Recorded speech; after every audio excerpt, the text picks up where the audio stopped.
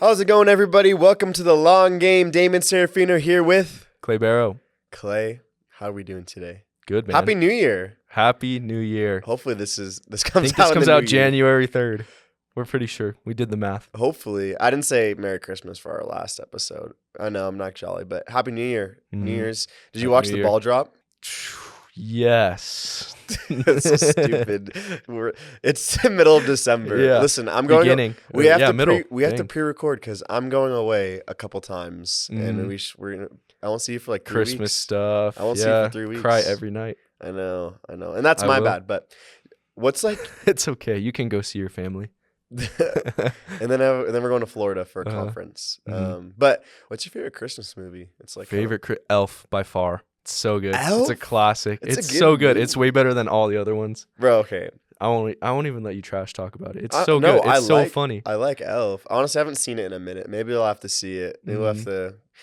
Elf is in theaters right now. You Oh, can go really? watch it, yeah. What? But it's I'll have also to go see free at it. your house, so True. maybe we should do that. True. You And big take- Home Alone guy?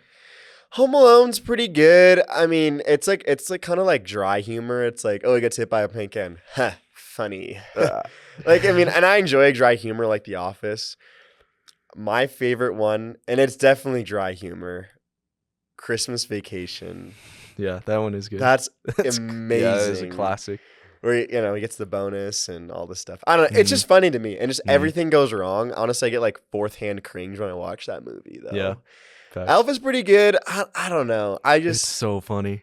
I'll have to rewatch. so I don't funny. think I've seen it since I was a kid. We'll have to watch it together before you leave for Christmas. Yeah, there is no room in my calendar before Christmas, my brother. There's no room. Sorry, I'll have to push you to maybe like February. Oh no. Yeah. That far. No, I don't know. I think Christmas movies are low key overrated, though. I'm not gonna Mm. lie. Like maybe this is me being like the Grinch of Christmas, but I don't think Christmas movies are that good. Mhm. I think like I don't like rewatching stuff either. I know how Yeah. I know the joke. I have a good memory, so like Uh-huh. the plot twist isn't there. Granted, there's Uh-huh. no plot twist in a movie. Uh-huh. Plus, You a big Hallmark Christmas movie guy? no, Yeah? no. All these love it? movies are made in like There's some good ones, not gonna lie. they're I've gotten into old. some of them. They're old. They got a bunch of new ones old too. doesn't mean They got like 10 new ones each Listen, year. this is a hot Crazy. take. Just because something's old or it's a air quote classic doesn't mean it's good. Because it's No comment. nostalgic. Oh, because I used to watch it with my great grandmother. Who cares? The movie's Oh my still gosh, bad. You're ruining so many people's Christmas that's already over. we just Oh my got goodness. 5 1-stars. Yeah. Please don't. Anyway, please like, comment, subscribe. And that's my opinion, and I'm a Uh-huh. very opinionated person, Uh-huh. and I would just rather be watching college football or Mm. men's college basketball or anything but Christmas movies. That's how I feel about it. Got it. But maybe I should get out of my comfort zone and watch a couple That's of Christmas crazy. movies Mm-hmm. this summer or Uh-huh. this summer. Oh gosh, we're cooked. Yep. It's one of those. Next year. It's one of those podcast days, isn't it going to be? But that's what we're talking about today: is getting out of our comfort zone. Mhm. Clay, why are we talking about this? What do we mean by the comfort zone? We've talked about this episode 1. In or episode 2, 1. Episode 1. Uh-huh. We're going to take a little bit of a different angle today. Yep. But also too, it's a new year, so like, hey, like Mhm. this is a great time to reset, and I have Yeah. some practical wisdom I want to share on like Mhm. what does it mean to set good goals that we can actually obtain instead of buying a Planet Fitness membership 2 days ago and then never using it again. So, Dang. I Are know. you talking from personal experience? all right, listen. We're gonna move on, but maybe I've done that once. But I declined. I did refund it, and I went to a different gym and go to a different gym. So a better Vasa? gym. Yes, Mm. but Clay, what do we mean by the comfort zone? Yeah. Well, I mean, I feel like I've said this before, but I love this wisdom and it's impacted me so much. But it's just talking about like stagnation leads to slowly getting worse over time. And I don't know, I've seen like different people that they think that they're amazing, they're at the top of a mountain, and they just remain stagnant and start going downhill from there. So we always need to continue growing, always continue learning, always continue getting out of our comfort zone. Especially in the last year, I've gotten out of my comfort zone so much. I think like at least once a week, I've had lunch with someone that I didn't really want to go to, or I knew it was out of my comfort zone, whether that was like a mentor or like like mentoring someone, or even like dates, or hanging out with like one of the Bible study guys, one of the new Bible study guys. It's like I didn't always want to be there, but I think that there's a lot of like wisdom in just like being able to have a conversation one-on-one with someone, an uncomfortable conversation over like coffee or over lunch or over dinner, whatever that may look like for you. It's a skill that like is great to develop in your life. The word just stagnation so Mhm. reminds me of these two examples that Ryan Weckerman, author of Single Today, didn't read it, by the way. But he's great. Great guy. Great. No, I did read the book. It was actually, if you're struggling in singleness, actually, it is a really great book. So much good wisdom. Mhm. He's been a single pastor like his entire life, and I loved Mhm. it. But he gave two examples. The first was that he's like, oh, my car's pretty clean. And he went and got it detailed.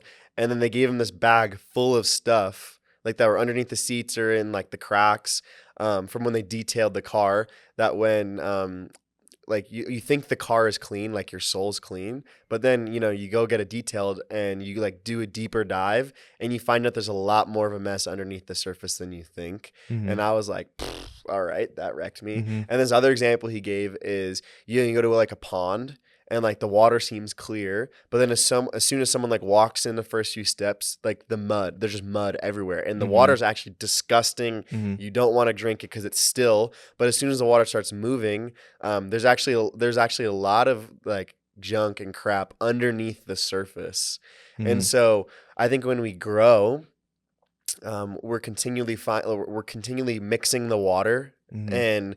and we're able to clean up the water. Yeah. I don't know how, maybe purification tablets or Jesus, but where the water gets clean somehow. Uh, And so when we keep moving the water while it's dirty at first, but when we clean it out, there's actually like a big reward to be reaped. Yeah. What are some difficult things in your life that you've had to overcome, whether that's in the last year, or, I don't know, 5 years, where it was something to where you didn't necessarily want to do it at the start. It was difficult, but then you slowly kept doing it, building discipline, like we were talking about in our last episode, and you grew in that, and you're happy that you grew in that, and you're so much more confident now because of it. I would say emotional maturity, Mm, becoming the process of becoming more self-aware. mm, Especially like one of the like the hardest things I was reading, Pete Scazzario's Emotionally Healthy Discipleship. Sorry, he has 4 books and they're like this. They're basically the same mm, thing. Well, they're not. Sorry, I don't want to put shade on him like that.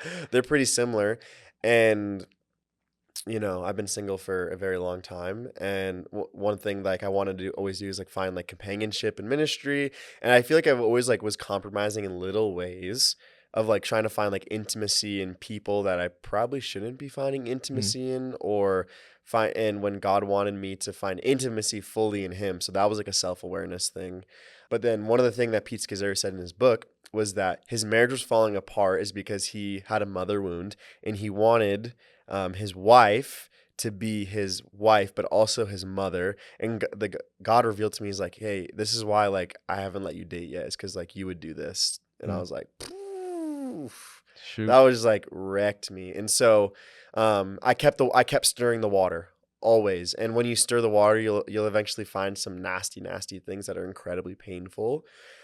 But in this like deep soul search, I was able to like I'd be confident to say now it's like no, if I was to date someone like I wouldn't need that. And then you commented the other night, you're like, you just like look so happy. I don't know why. And I'm like kind of was thinking about I'm like, bro, why'd this guy say I'm so happy? And it's like because I'm like finally content in a lot of ways. And because I was always searching like little compromises here and there, Mhm, like so minute that no one would ever be able to see unless I told anyone. mhm, But then through that, I was able to find like just so much contentment, like and it was so painful. But now I could just like, be bored with God, I feel like for the first time in my life. mm.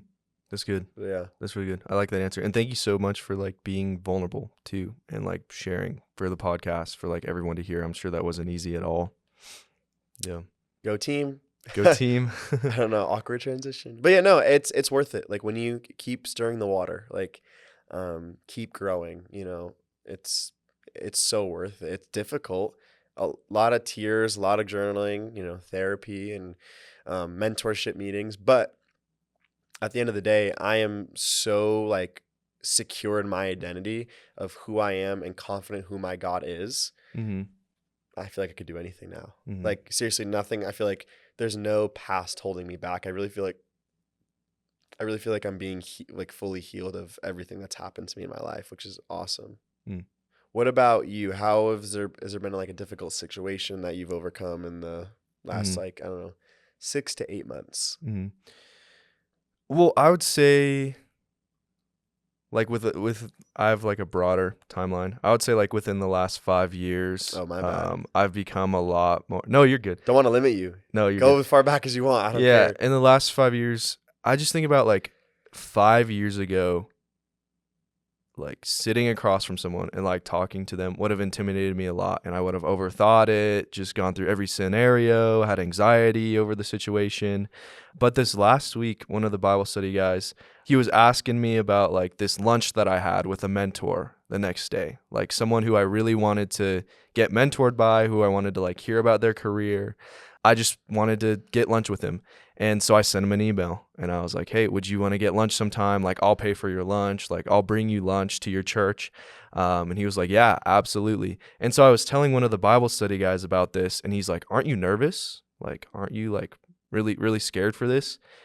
And honestly, I wasn't at all. I had complete confidence. I was excited to meet with him, like excited to just pick his brain, to hear what he had to say, to be, I don't know, slow to speak, quick to listen with this guy. And I just had a moment of gratitude of like, man, I'm not insecure anymore when it comes to this. I've slowly, like I said, over the last year, had lunch with someone once a week that I didn't really want to be a part of, didn't really want to do, that I had to like sit across from and like have a conversation with and like lead the conversation and, make them feel heard and listened to. And so there's just like little things that I learned over time that have helped out in that. Yeah, that's why Clay goes out to lunch every week with me. Yeah, out with Damon. Yeah. No, I'm just playing. I'm just playing. Yeah. No, one thing, Mhm. especially with the word stagnant, that's just like, I feel like that's such a powerful word, the word like Mhm. stagnant versus growth. Mhm. And I'm reminded of John 15 and pruning. I think that, that's like this, it's God's heart. Like, there's things that are going to be uncomfortable, but God is allowing the hard things, the uncomfortable things to come. Maybe they're not like the most like crushing things. And if they are, I'm sorry that is happening. But Mhm. maybe it's like something like super uncomfortable, like, for you, that's uncomfortable going out to lunch with someone or Mhm. whatever Not the anymore. Yeah. whatever the example is that's like slightly uncomfortable, but you're kind of being passive and you're kind of avoiding it.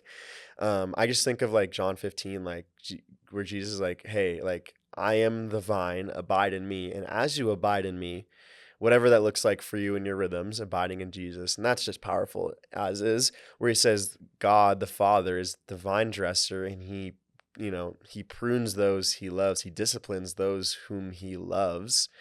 And so as he, takes, this, little, I don't know what they had back in the day, but, little branch snipper and snips the leaves off, but he does it so that more fruit can grow. He even prunes not just the bad fruit so that good fruit can grow, but when you get to a point when maybe let's say you have only good fruit, Mhm. he looks at the good fruit. I remember this actually. I remember I feel like I was back when I was back at Life Point Church, now Church of the Valley in Chicopee, Massachusetts. I was like, God, I feel like I was like doing everything I could. I was like leading in so many different areas, Mhm. but God wasn't done raising me yet. He wasn't done pruning the dead things away. Mhm. And there was so much good in my life, but he's not, but then I feel like God like pruned even good things Mhm. especially when I took the leap from Life Point to Red Rocks in Mhm. Denver, that he was like, oh, these are good things. But I want you to grow even like to a higher capacity in these good things, whether it is prayer or reading scripture or your self-control and discipline, whatever it is. I think God actually wants us to keep growing, to not be stagnant, because it brings us closer to him. And I think when we're closer to him, like there's more of an abundant life within that when we're closer to Jesus. And but also too, there's more testimonies to share with people, and there's just more. I think we gain more capacity to build God's kingdom when like that happens. And so it's painful for a little bit, but there's like this something bias, like this is like cognitive bias when like bad or hard things happen to us, that we only remember the good in them. And Mhm. so Or the bad in them no, when bad things happen to us.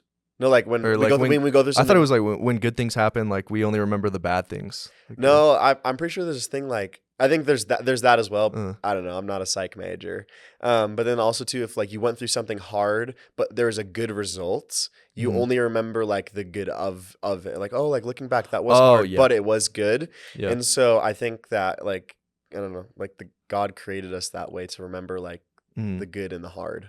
yeah. So Fact. Yeah, I think you're speaking a lot into that like C.S. Lewis quote that Casey read in her message, the one about like the house that was built.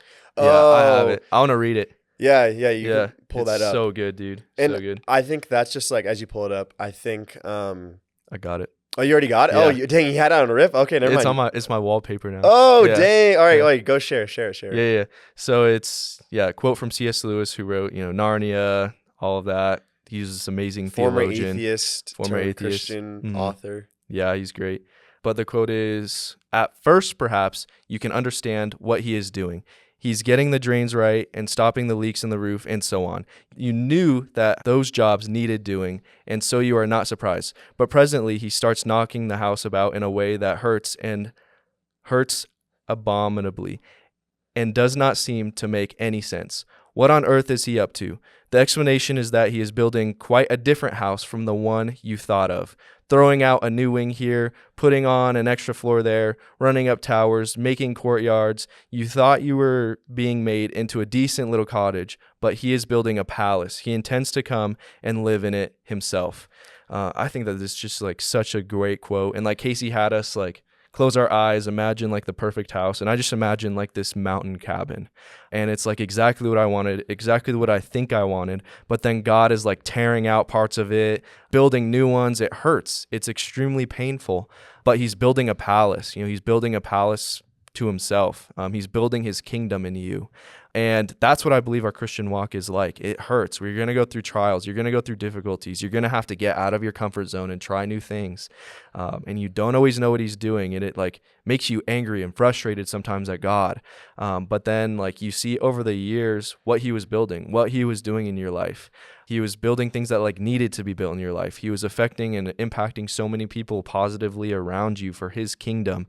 And it just makes you have so much gratitude for what he's done in your life and what he's doing in the lives of other people. And that's something that like you can't take credit for at all. It's all on God in him doing that. Yeah, I love the first part of the quote. It's like, oh, that makes sense. Like, I'm a broken sinner and he's healing me of, when I, slept with someone outside of marriage. He's healing the pornography addiction. He's healing my mother wound, my father wound. Okay, like, yeah, Mhm. that makes so much sense that he's doing that.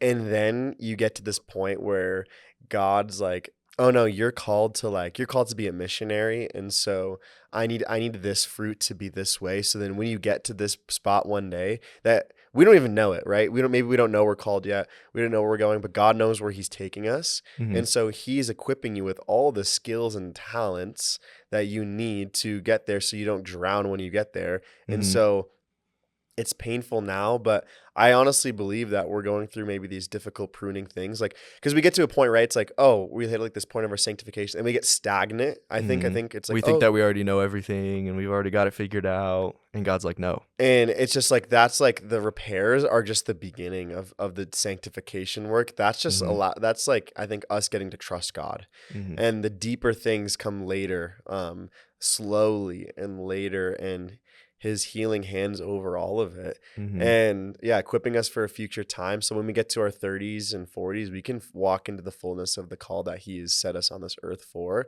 And I honestly, in my life, I didn't expect to heal from certain things. I didn't even know that I needed healing from that, Mhm. when the Lord's revealed it. And one thing I know, like I want to like be a senior leader, senior pastor one day. And there's just certain things that I've been learning and being pruned in my work that I'm like, oh dang, I didn't realize that you needed this attribute to then Mhm. do this one day, as I'm like learning from, our senior pastor right now. And I'm like, oh, this is why I'm going through this, because I need to learn X, Y, and Z when I get there in 20 plus Mhm. years, Yeah. And What's so, that look like? Your senior pastor like correcting you, or I know you have like different mentors. I have different mentors. Like what does that look like in your life, being pruned by them and being corrected by them? That's deep. Yeah. It can be painful. I mean, and I think we want to be talking about being out of your comfort zone. Surround yourself around people who are going to call you out and going to give you the feedback.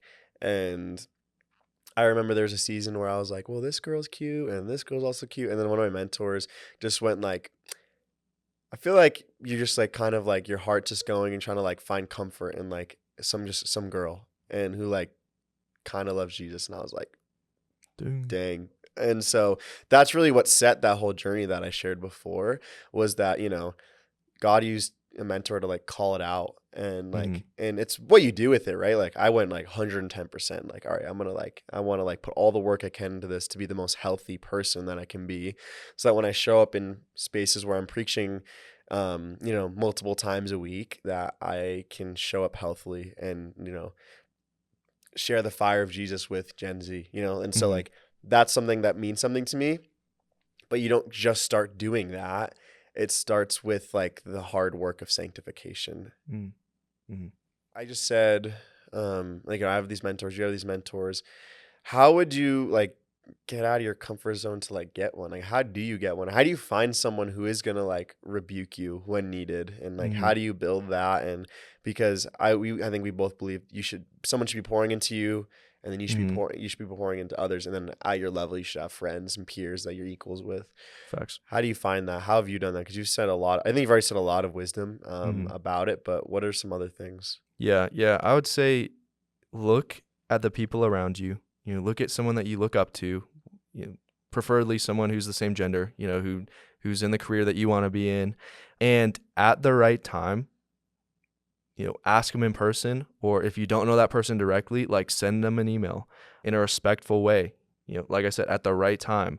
Not when they're like busy talking to someone else, or if I don't know, it's a pastor and it's around Christmas time, like maybe Don't wait ask until around like Christmas. January, Don't yeah, ask around because they're stressed Christmas. out. So yeah, just be thinking about like those details or those little things.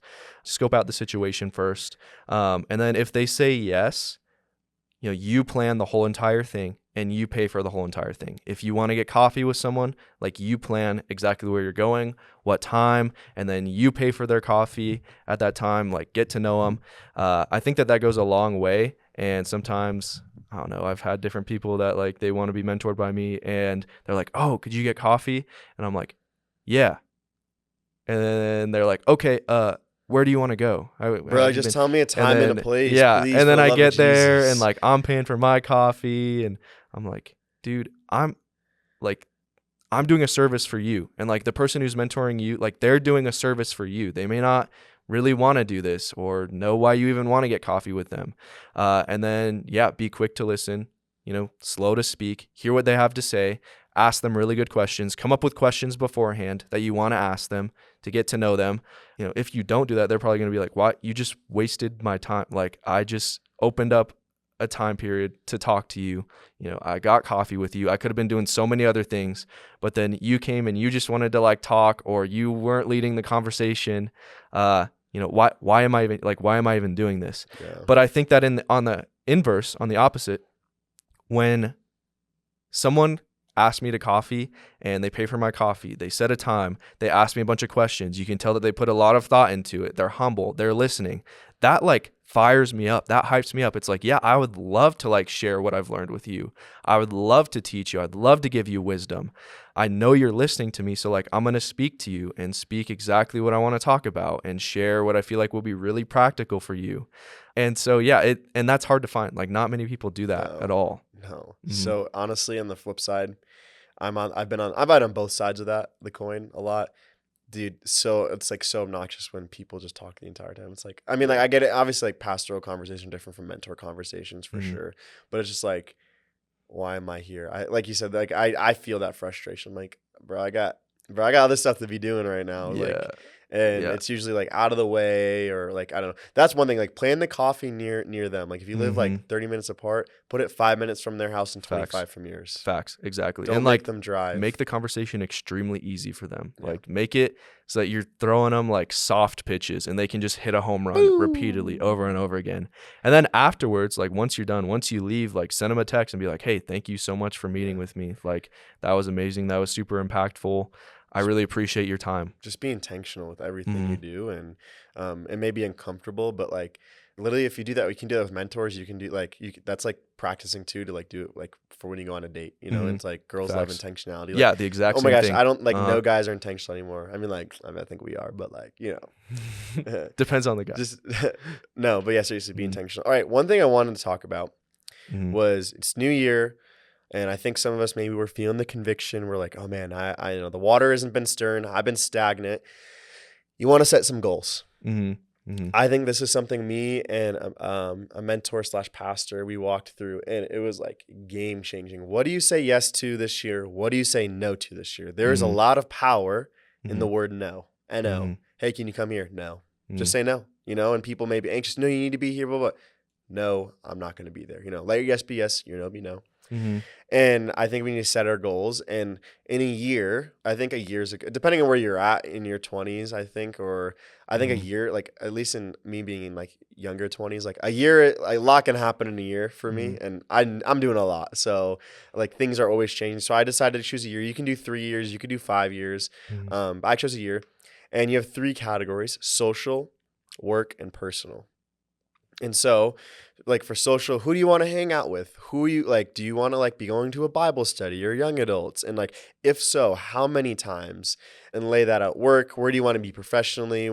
Is it getting a job? Is it interviewing? Is it finding a new job? Like, what do you want? Where do you want to be? Do you want a promotion or whatever it is? Right, what you want to do? Like, what can you like tangible work towards? And personal, like you want to go to the gym, meal prep. I don't know, whatever you want to do in your personal life. Do more craft, watch more YouTube. I don't know what you want to do in your free time. And what I did is I asked ChatGPT to like reverse engineer these goals. Yeah, and so then you figure out like, what am I doing today Yeah. that'll get me to that goal? So, and what you have to do, it takes some work with ChatGPT. You have to like, hey, like these are my goals, and then it double checks them, blah, blah, blah. And then you say, all right, now I want to reverse engineer these into like quarterly goals, monthly goals, and weekly goals. And from there, like that's how you get like your daily stuff. So if someone's to ask me like, oh, can we go do this? Like I know whether I want to say yes or no, because I've been saying yes to too many people. That's why I decided to do this. That was a growth edge for me. So now I know who to say no to, because I have people who like I'll always say yes to. Like I have like 10 people like in social, like no matter what, I'm going to say yes. I'm always going to be there like for these handful of people. And so, because I have a great community, I don't really need to be adding more community, because then I just lose bandwidth. I lose all this stuff. And so that's just been really helpful, because I think when we're stagnant, we have to start somewhere. And it's like really daunting to be like, I want a promotion by the end of the year, but it's like, okay, I can be more disciplined in my work in these areas. Or maybe like it looks like setting up a routine in the morning, or like, so we're not like on our phones first thing in the morning, or maybe it's like having a hard conversation with your boss and being like, hey, I want a promotion in a year. What do I need to do? What steps do I need to take what are in order steps to throughout the year, and what to get timing? that promotion? Yeah. And so whatever it looks like, and it helps you really stay consistent, and like helps you like let your yes be yes. But it also like keeps you growing like for the next year. And so like you don't hit this part of like, okay, God, you fixed the pipes, but now you want to blow out a wall. And I'm like, I don't want you to do that. But let God, break down the walls of whatever tradition or religion maybe we serve, and set these goals, and invite the Holy Spirit into it. And he will start pulling us out of that like comfort zone, I think, of like where we're at in our sanctification. There's always going to be another wall or another renovation that he wants to do in your life. Always. Something else. Yeah, there's always more with God. There's always more wisdom, different levels to it, everything. Yeah, and it's like the more wisdom that you have, the more wisdom that you learn, the more you learn all the stuff that you don't understand. And God knows all of those things and wants to teach you. Yeah. We should be lifelong learners. I don't think we should ever stop learning. Like just because we're out of school, we should constantly be learning something every single day, and find joy in it, because we're doing it with Jesus and understanding him more. And the journey never stops until the day. Grind never stops. No. Let's go. No. Don't let your dreams be dreams. No, just do it. Do it slowly and patiently, and and invite the Holy Spirit, which means it's going to go slowly. But the learning never stops. Being with Jesus never stops until the day he returns, or he sends us home to heaven, and there we'll be complete, lacking nothing, fully sanctified in him, in his presence. And so, no need to rush it. Just be with him now. Let's go. Well, get out of your comfort zone. I feel like that's our main theme of of this podcast. It's like, yeah, try difficult things, try to grow, talk to God about it. He always wants you to grow. He's going to help improve your life. So yeah, continue growing, do difficult things. But thank you guys so much for listening. Means a lot to us, means a lot to Damon. And like, subscribe, comment, do all the things. Help us to get to 29 5-star reviews on Spotify. 1 million, 1 billion. Who knows? Shout out to our South African listeners. No, we're not. And goodbye. See you next week. See ya.